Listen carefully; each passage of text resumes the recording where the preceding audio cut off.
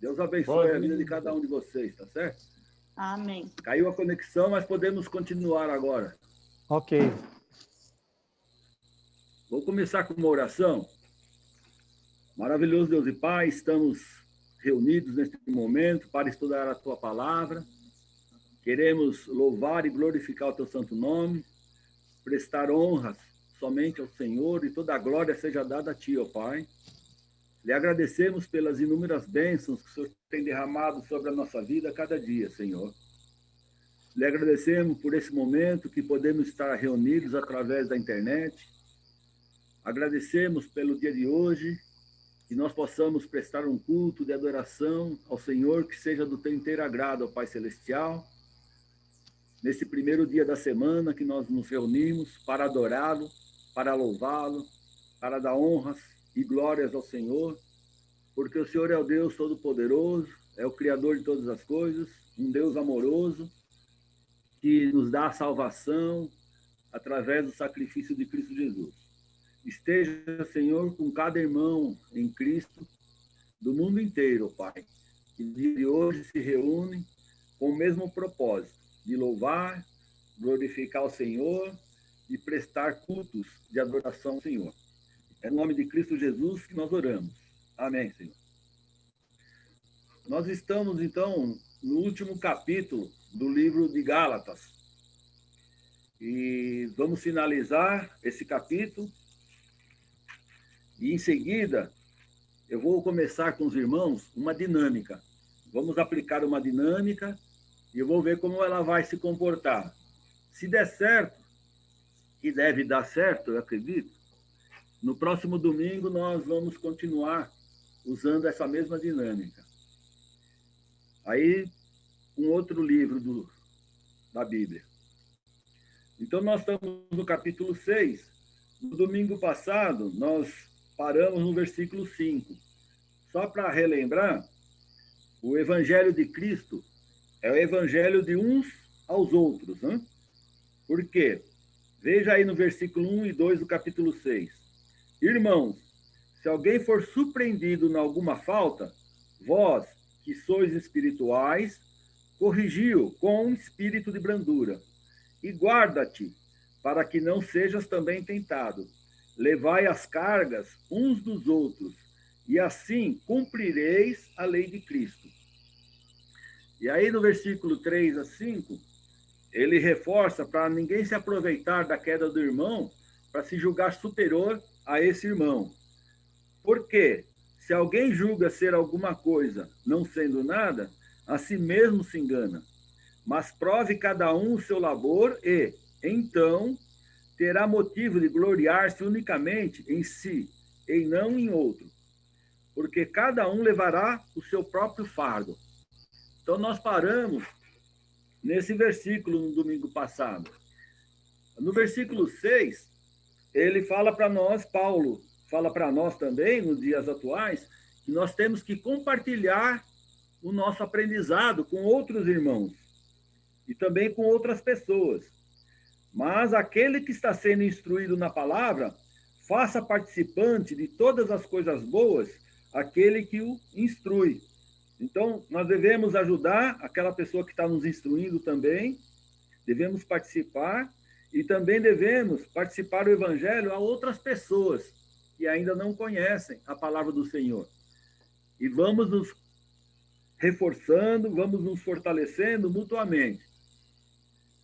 No versículo 7 e 8, Paulo deixa bem claro aos Gálatas, e serve de alerta também para nós nos dias atuais, que nós não conseguiremos nunca enganar a Deus. Mas nós é que nos auto-enganamos. Olha o que ele fala no versículo 7 e 8. Não vos enganeis, de Deus não se zomba, pois aquilo que o homem semear, isso também ceifará. Porque o que semeia para a sua própria carne, da carne colherá corrupção. Mas o que semeia para o Espírito, do Espírito colherá a vida eterna. Então, Paulo deixa bem claro aos Gálatas e para nós também. Não vamos nos enganar, pensando que nós vamos enganar a Deus. Tá certo? Por quê? Ele deixa claro que de Deus não se zomba. Aquilo que nós praticarmos, é isso que nós vamos colher. Quando ele diz aqui, ó, aquilo que o homem semear, isso também se fará. Ou seja, aquilo que eu pratico, a consequência vai ser de acordo com as minhas práticas. E ele reforça no versículo 8, porque o que semeia para a sua própria carne, da carne colherá corrupção, mas o que semeia para o Espírito, do Espírito colhe vida eterna. Ou seja, se eu vou agir de acordo com o mundo, eu vou estar colhendo, né? Vou estar semeando na própria carne, né? Estou semeando para mim mesmo. Então, vou colher as consequências dessa semeadura. Se eu me fortaleço espiritualmente, a consequência é a salvação. Por quê? Quanto mais eu me santifico, quanto mais eu me fortaleço na palavra, maior a possibilidade de eu vencer as minhas tentações, as minhas provações. É nesse sentido que Paulo está reforçando para os irmãos. Vocês querem praticar as coisas da carne? Lembrem que vocês vão colher as consequências dessas obras, né? Nós vimos desde o começo do livro de Gálatas a luta de Paulo contra as falsas doutrinas, contra os judaizantes que queriam que os gentios praticassem a circuncisão e também obedecessem certas judaicas.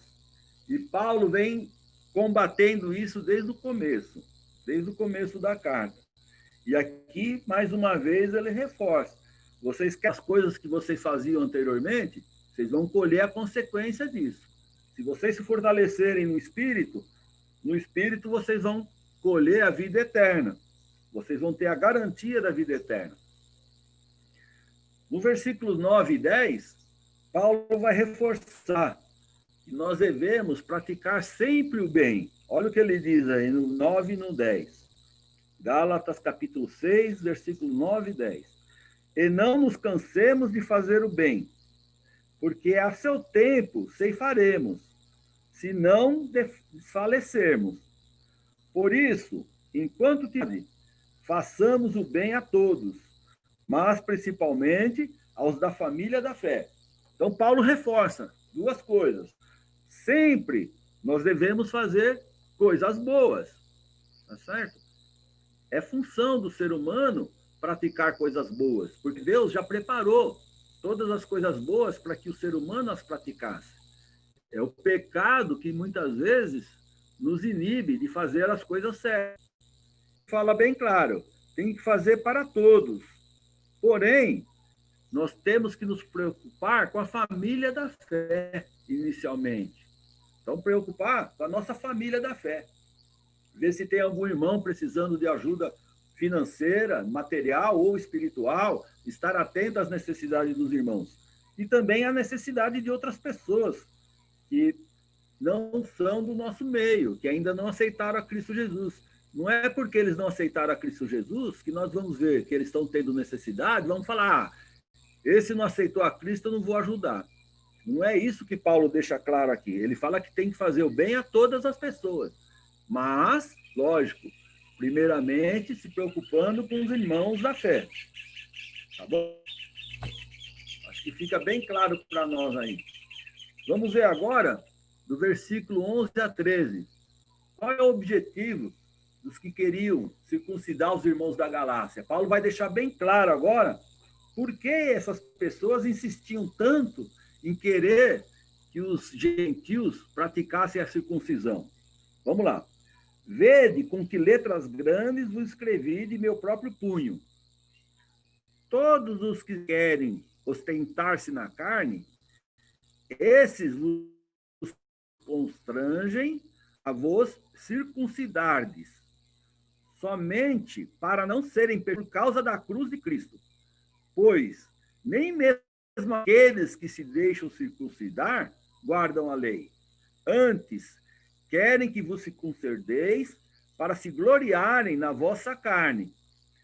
Então fica bem claro que os judaizantes forçavam, de certa forma, os gentios a praticarem a circuncisão para evitar a perseguição dos judeus.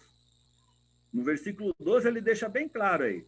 Todos os que querem ostentar-se na carne, esses vos constrangem a vos circuncidares, somente para não serem perseguidos por causa da cruz de Cristo.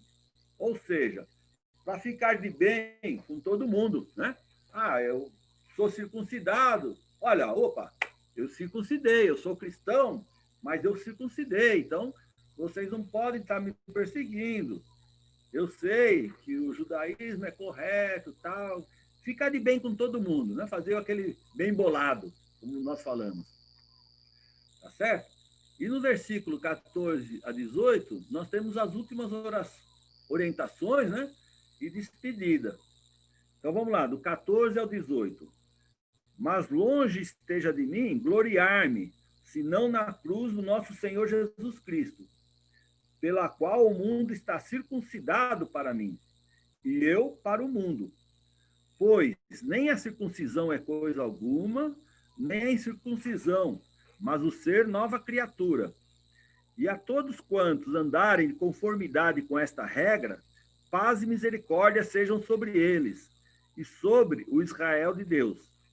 Quanto ao mais, ninguém me moleste, porque eu trago no corpo as marcas de Jesus.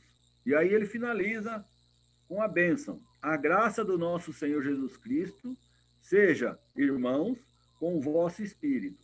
Amém. Então, no versículo 14, Paulo deixa bem claro. Eu sou circuncidado, quando ele diz, mais longe esteja de mim gloriar-me, senão na cruz do nosso Senhor Jesus Cristo. Ou seja, Paulo também era de origem judaica, né? Ele era fariseu, ele era circuncidado, mas ele não se gloriava por causa disso. E ele diz, pela qual o mundo está circuncidado para mim. Então ele fala, mas longe esteja de mim gloriar-me, senão na cruz do nosso Senhor Jesus Cristo, pela qual o mundo está circuncidado para mim, e eu para o mundo. Ou seja, a fé em Cristo Jesus, na opinião de Paulo, já é o motivo suficiente para a pessoa estar circuncidado. Ele foi circuncidado espiritualmente. Quando nós aceitamos a Cristo Jesus, nós estamos na nova aliança. Tá certo? A decisão era uma aliança do Antigo Testamento, de Deus com o povo de Israel. Mas nós, cristãos, a partir do momento que aceitamos a Cristo Jesus, somos circuncidados espiritualmente.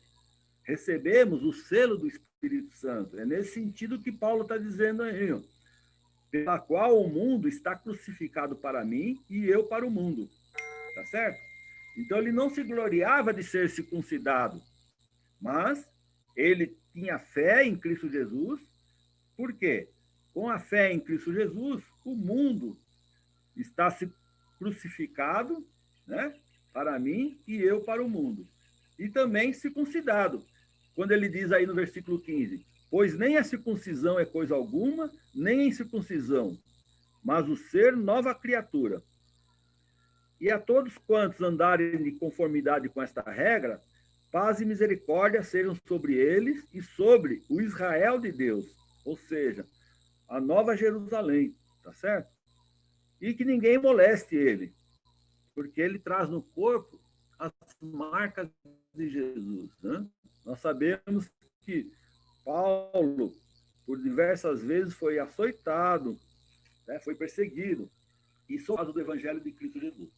E assim nós terminamos o livro de Gálatas, no dia de hoje. Agradeço aos irmãos pela participação, por terem acompanhado o livro de Gálatas. E eu gostaria de aproveitar, irmão, fazer uma dinâmica em cima do livro de Gálatas. E eu vou explicar por quê.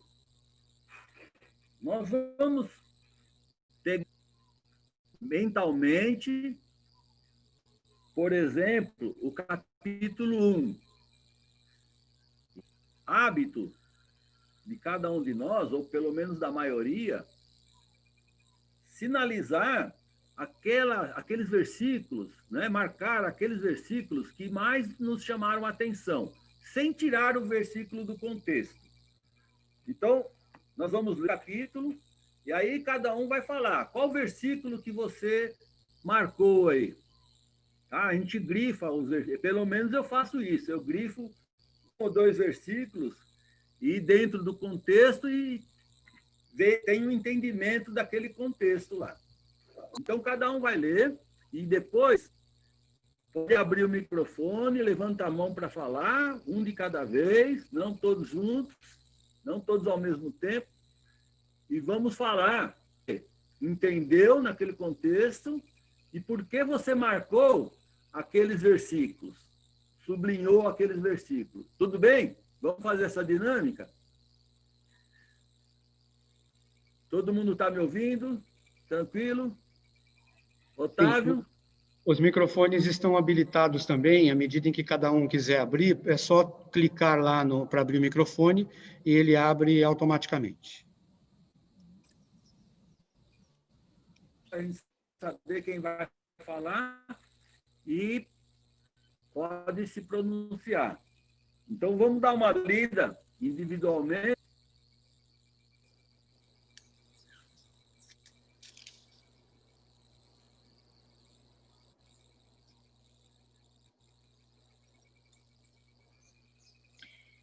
Oi, eu posso começar? Pode. Assim, eu tenho dificuldade de dizer qual é o mais importante, porque eu tenho o livro inteiro rabiscado, assim. Eu tenho uma Bíblia de estudo que eu faço várias anotações e eu anotei muitas coisas. Então, eu seria injusto em dizer qual é o mais importante, né? Mas eu posso falar agora, neste momento que eu vivo, né? Que eu, com todas essas aulas e tudo isso, eu entendo que eu tenho me preocupado muito, porque tem pessoas que a gente às vezes quer pregar o evangelho, às vezes a gente quer falar, mas não quer ouvir, não é numa boa hora, não é o momento, e às vezes a palavra de Deus a gente tem que ter uma certa calma, né, para a gente falar e expressar, e nem sempre a gente está no meio disso. Mas eu penso que, por exemplo, eu aqui em casa, eu tenho me preocupado muito com o Felipe, porque o meu filho, porque o Felipe, apesar de ter nascido na igreja, de ter todo o entendimento, mas eu acho que ele não tem essa maturidade ainda. E ele diz que, por exemplo, que ele ora, que ele faz as coisas, mas ele efetivamente não tomou a decisão de ser batizado, né? E ele fala, e Gálatas, e Paulo fala aí no capítulo 5, no capítulo 5, né? Não seria um único versículo, mas um trecho que nós temos que ter a esperança de que Deus nos aceitará, né? E que isso esperamos pelo poder do Espírito de Deus que age por meio da nossa fé. Então eu digo para ele que a fé é o mais importante de tudo, porque se ele não tiver, não adianta toda a educação que o avô, a avó, eu tivemos para ele dentro da igreja, e ele sabe que é um bom caminho, e ele sabe que é o melhor caminho, mas se ele não tiver fé por ele próprio e buscar esse caminho, não adianta o que o avô falou, não adianta o que a mãe falou, não adianta nada disso, né? Porque ele foi criado dentro da igreja, mas ele tem que ter o exercício da fé dele, ele tem que ter isso, né? E diz ainda, pois quando estamos unidos com Cristo Jesus através dessa fé, né? Não faz nenhuma diferença, né? Se ele está circuncidado ou não circuncidado, que daí, no caso, para nós não é uma circuncisão, mas as nossas ações, né?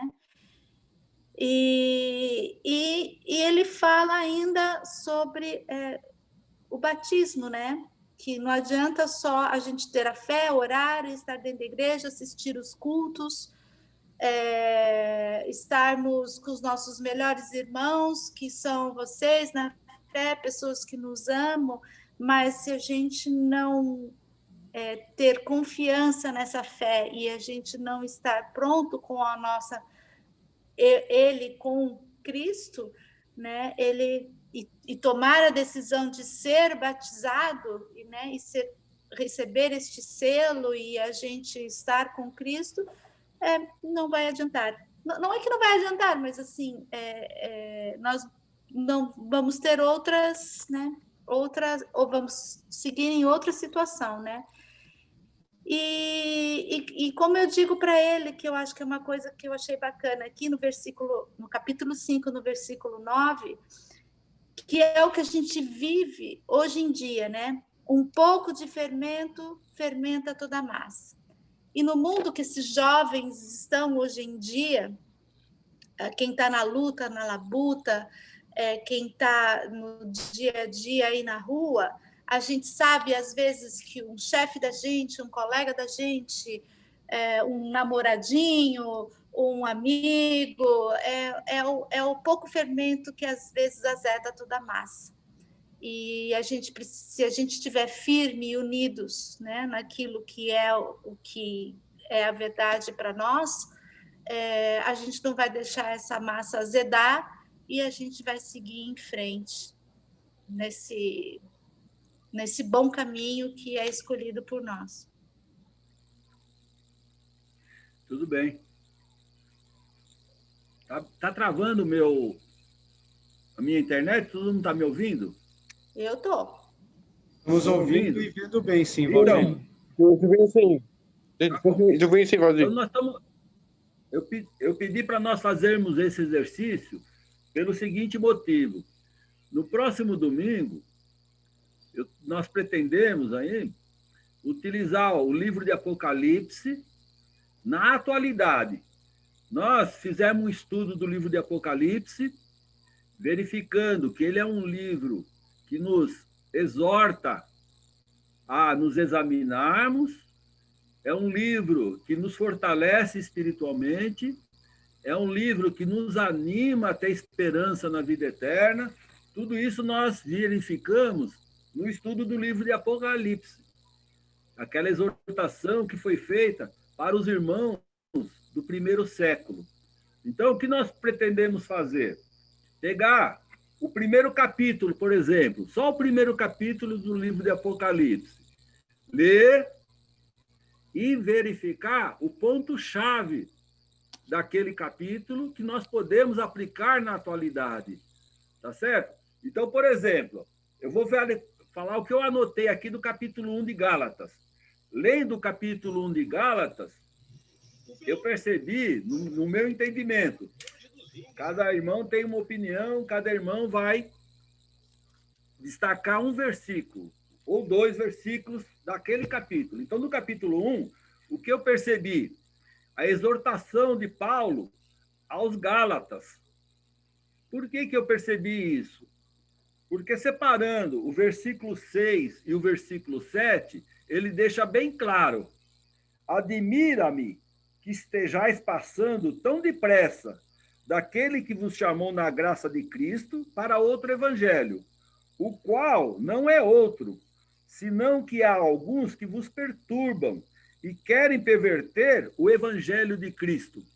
Então, Paulo está alertando os irmãos de Gálatas que eles estavam se deixando levar por falsas doutrinas. E hoje em dia, como nós podemos evitar isso?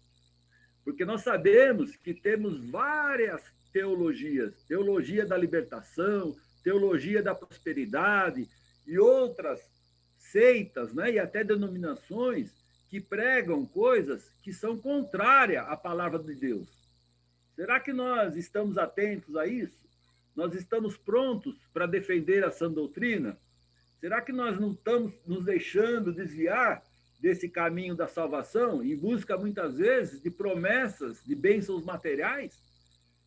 Da mesma forma que os Gálatas estavam se deixando levar por falsos ensinamentos dos judaizantes, que queriam que eles circuncidassem, que queriam que eles praticassem as tradições judaicas, Hoje em dia, nós não temos judaizantes nos perseguindo para nós fazermos a circuncisão, mas nós temos uma série de pessoas que nos tentam desviar do caminho do Senhor. Eu não gosto muito de citar denominações, tá certo? Mas vocês sabem de coisas que são pregadas. Ah, eu sou apóstolo de Jesus. Mas nós sabemos que apóstolo era somente aquele que andou com Cristo, que foi testemunha ocular dos acontecimentos. Então, se alguém hoje fala que é apóstolo de Jesus Cristo, nós temos que desconfiar e não se deixar influenciar por essa pessoa pela opinião dela e rebater isso. Não sei se eu me fiz entender. Do capítulo 1, eu tirei esses 2 versículos para minha reflexão, né? Não tirei do contexto, mas eu vi que era importantíssimo. Pode falar, Walter. Eu achei, para mim ficou claro, alimentando os versículos que você selecionou. Para mim, eu selecionei o versículo seguinte, o 8, que mostra a autoridade do Evangelho, para evitar da gente ser enganado pelas ideias humanas, não é? Porque o ser humano tem suas ideias para justificar seus atos e suas crenças, mas Paulo deixa claro aqui que nem eles, ele diz, ainda que nós mesmos, quer dizer, nós, os apóstolos, ou um anjo vindo do céu vos pregue evangelho que vá além do que nós temos pregado, seja anátemo. E no versículo 10 ele repete. É tão importante que ele repete a mesma ideia. Se alguém pregar evangelho que vá além daquele que recebeste, seja anátema. Ou anátema quer dizer rejeitado, amaldiçoado. Então, para mim, esse versículo, o 8 e o 9, são os mais fortes de Gálatas. No sentido de, olha, nós temos uma fonte. A fonte é o evangelho. Fora disso, nenhum anjo vindo do céu pode ser aceito. Se aparecer um anjo na minha casa à noite, eu tenho que abrir a janela e pôr ele para voar. Porque se ele for vir a me ensinar outra coisa, além do evangelho, ele tem que bater asa para o outro lado, porque eu já tenho a fonte. Parece que fica bem claro aqui no versículo 8. Muito bom. Mais alguém quer fazer alguma observação ou marcou algum outro versículo? Nós não estamos tirando do contexto, veja bem, nós estamos só marcando um versículo que embasa aquilo que nós estamos lendo. Tá? Então, fica claro para nós qual era a luta de Paulo naquela época na igreja primitiva. E fica claro que já estavam ocorrendo desvios. Sempre teve pessoas querendo perverter o evangelho. Então, não é novidade que hoje nós vemos pessoas querendo perverter o evangelho. O que nós precisamos, como o irmão Walter falou, ter claro na nossa mente que a nossa base é a palavra de Deus, é a Bíblia. É ela que nos orienta, é ela que traz a verdade para nós. Então, está sempre atento a isso. Seu Darcy? Eu só queria cumprimentar. Então, esse é o que eu tinha. Eu só queria cumprimentar o 6, eu também escolhi o 6, no sentido de que Jesus trouxe o Evangelho para que nós pregássemos as pessoas para salvar suas almas, né, para que pudesse ter a vida eterna. O que a gente tem observado é que as igrejas não têm pregado o Evangelho para salvar as almas das pessoas, para a vida eterna. As igrejas têm, as denominações, elas têm pregado mais em relação àquilo que o homem acha, aquilo que beneficia a ele. Então, hoje a gente não vê mais as pessoas pregando ou falando o Evangelho para a salvação da alma, para a vida eterna. Então, eu vejo assim que eu falo isso porque, na minha época, era assim que eu recebi a Cristo, e foi assim que eu aceitei, né? Porque pregaram para mim o Evangelho de salvação, né? E que eu pudesse ter essa esperança da vida eterna. E hoje a gente não vê mais com que isso seja feito, né? As pessoas não pregam mais o evangelho. As pessoas colocam como a sua denominação a importância daquilo que eles fazem entre eles, que é uma coisa do homem, não uma coisa de Deus, não uma coisa espiritual. Então, por isso que eu acabei achando que esse versículo 6 ele se encaixa muito dentro da realidade que nós estamos vivendo hoje. É isso mesmo, Sr. Darcy. Por isso que nós estudamos a palavra de Deus. Né? Nós estamos aqui estudando a palavra de Deus, que é a verdade, para não nos deixarmos levar por falsos ensinamentos. O senhor Manuel queria falar alguma coisa, senhor Manuel? Pode falar. Não, eu queria dizer o seguinte, o que eu tinha marcado para falar, o Walter já falou, então só tenho que agradecer por o Walter lembrar desse passado, que muita gente se engana com o Evangelho. Muita gente vai para a igreja, não é para salvar a alma, muita gente prega o Evangelho não para salvar a alma de ninguém, mas para salvar o bolso deles. Mas a alma não. Você vê que tem muitas igrejas que dizem, você vale quanto você paga, quanto você dá. E não é assim isso. Tá certo. Tá? São falsas doutrinas que estão permeando a nossa sociedade. Por isso que o cristão deve ficar firme na palavra, não se deixar levar. E muitas vezes nós estamos no caminho certo e aí começa a ser influenciado pelas coisas do mundo, por ensinamentos falsos. E aí começa a frequentar outros lugares, né? Começa a se deixar levar pelo pastor, por promessas que eles não podem cumprir, mas eles estimulam as pessoas a seguirem eles. E nós não devemos ser dessa forma, nós devemos ficar firmes na palavra. Quem conhece a verdade tem que disseminar a verdade, não a ilusão. Quem mais quer falar alguma coisa sobre esse capítulo? Senão nós vamos passar para o capítulo 2. Então, esse exercício eu comecei a fazer hoje para domingo que vem nós colocarmos em prática no livro de Apocalipse. Tá certo?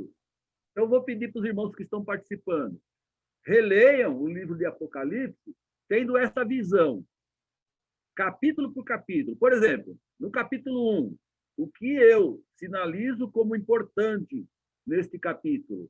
E qual a conclusão, qual a aplicação para os dias atuais deste capítulo? Aí nós vamos no capítulo 2. O que eu separo de importante para mim, para a minha aplicação na vida, desse capítulo 2. Tá certo? Para nós não ficarmos somente na igreja primitiva. O Apocalipse foi escrito para a igreja primitiva. Então, não olhar somente com esses olhos. Nós já demos um grande passo, que nós desmistificamos o livro de Apocalipse, né? Porque muitas denominações mistificam aqueles símbolos e fazem dele um terror. Nós estamos estudando no Bíblia e Pipoca o mesmo estudo que nós fizemos aqui na escola dominical. E muitos irmãos estão falando, olha, agora está ficando claro. Uma irmã falou, eu tinha medo do livro de Apocalipse. Eu ia até Judas e voltava. Eu nunca li o livro de Apocalipse porque eu sempre achei uma coisa aterrorizante para a minha vida. E ela está agradecida a Deus, porque nós estamos mostrando, à luz do Evangelho, o significado do símbolo. E não estamos usando daquela metodologia que muitos usam, né? De criar um sensacionalismo, mistificar, aterrorizar as pessoas para manter as pessoas debaixo do seu domínio. Olha, ele sabe tudo, ele teve uma visão, olha, isso aqui realmente é assim. Né? Vai ter uma guerra espiritual, vai ter uma guerra material. Então, os irmãos estão gostando. Mas nós temos que aplicar na atualidade o livro de Apocalipse. Essa é a ideia. Não sei se os irmãos concordam em fazer isso ou não. Então, no próximo domingo, a gente vai começar a fazer esse exercício. Então, vou pedir para os irmãos lerem e já sublinharem o versículo que mais chamou a atenção, tá certo? E dentro daquele contexto do capítulo 1, o que nós podemos aplicar na nossa vida, na atualidade? Eu vou fazer a mesma coisa. Vou estar lendo e vou separar. Isso aqui eu aplico na minha vida. Por isso, por isso e por isso. coisinha curta, não precisa estender muito, mas falar o básico. Olha, isso daqui eu separei porque eu acho importante eu aplicar na minha própria vida, na atualidade. Tudo bem, irmão? Pode abrir aí. Quem concorda, faz um positivo. Eu não marquei nenhum, Valdir. Eu não marquei nenhum porque eu estou estudando com o celular, que é mais fácil. Não, Porque tem problema, senhor. a Bíblia, a gente custa achar. Eu não tenho costume de achar versículo rápido. E no celular é mais fácil, né? Aí Tá bom, não marquei nenhum. Agora tem essa problema, parte, dá uma lida no celular mesmo, e depois eu sem problema. Hoje nós temos a internet, temos uma parte eletrônica aí para ser utilizada. Graças a Deus, Deus providenciou isso. Né? Infelizmente... Você falou só do capítulo 1 de Apocalipse. Nós vamos ver todo o Apocalipse. Vamos começar com o capítulo 1, e aí vamos passar para o capítulo 2, capítulo 3, capítulo de cada vez. A dinâmica que você está falando é só do capítulo 1. É assim. Márcia, nós vamos passar por todos os capítulos. Então, domingo que vem, nós vamos falar sobre o capítulo 1. Se der tempo, nós já pegamos o capítulo 2 também. Entendi.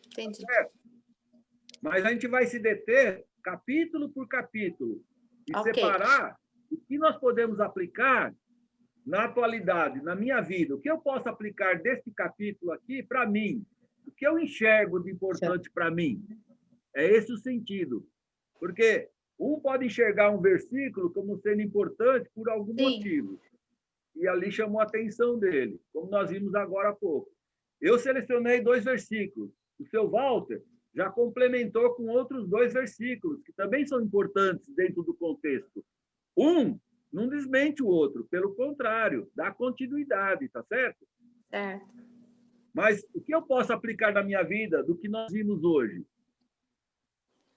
Que eu tenho que me fortalecer para não me deixar levar por falsas doutrinas.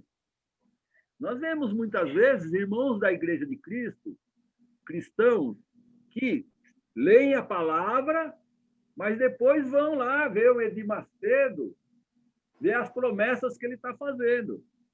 Nós temos aquele homem lá do chapelão, nem sei o nome dele, que passa o lenço embaixo da axila, passa no rosto e depois vende como sendo ele um cara apóstolo abençoado por Deus. E muitos irmãos se deixam levar, infelizmente, né? Vai se deixando levar por essas informações, ou fica assistindo na televisão pessoas que fazem a teologia da prosperidade. Olha, você exige que Deus te dê um carro, 0 quilômetro. É obrigação de Deus te dar o carro. E muitos irmãos passam a acreditar que é obrigação de Deus nos dar um carro, nos dar uma casa. Não é obrigação de Deus. Deus derrama bênçãos sobre bons e maus, bênçãos materiais. Agora, bênção espiritual, só o cristão tem a satisfação de obter essas bênçãos espirituais, que são as mais importantes. Então, não vamos nos deixar levar, não. Tudo bem, irmãos? Podemos finalizar com uma oração?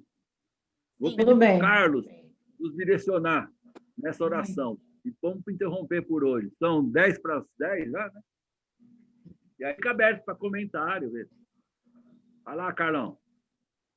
Bom dia a todos, vamos orar. Santo amado Deus, sempre reconhecendo o seu poder, a tua grandeza, a tua misericórdia para conosco, sempre nos mostrando, ó Deus, que nós temos que seguir aquele que é o autor e o consumador da fé, que é o Senhor Jesus. Que devemos nos afastar de seguir homens, porque todos nós somos falhos, todos nós somos limitados. Mas o Senhor tem todo o poder, tem toda a honra e merece toda a honra. Agradecemos ao Senhor por sempre estar nos mostrando, através da tua palavra, que devemos olhar sempre para o Senhor, olhar para Jesus. Abençoe, ó Deus, o culto que vamos fazer em seguida, que possamos, cada um de nós, nos concentrar nos lembrar da cruz de Cristo, ó Deus, nos lembrar do sacrifício do Senhor Jesus, ser grato e prestar louvores ao Senhor. Pedimos que abençoe, ó Deus, a todos os irmãos que estão reunidos nesse momento, em qualquer parte desse mundo, com a finalidade de louvar ao Senhor. Ajuda-nos, ó Deus, a sempre andar no caminho, perceber que esse mundo é transitório, é rápido, que as coisas passam, como a tua palavra diz, rapidamente, que nós devemos nos mirar sempre na eternidade. Abençoe a cada um dos irmãos, esteja conosco, nos protegendo e cuidando.